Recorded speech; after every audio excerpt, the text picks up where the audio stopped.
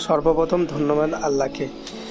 ছোটবেলা থেকে ইচ্ছে ছিল কোনো এক বড় টুর্নামেন্টে খেলবো।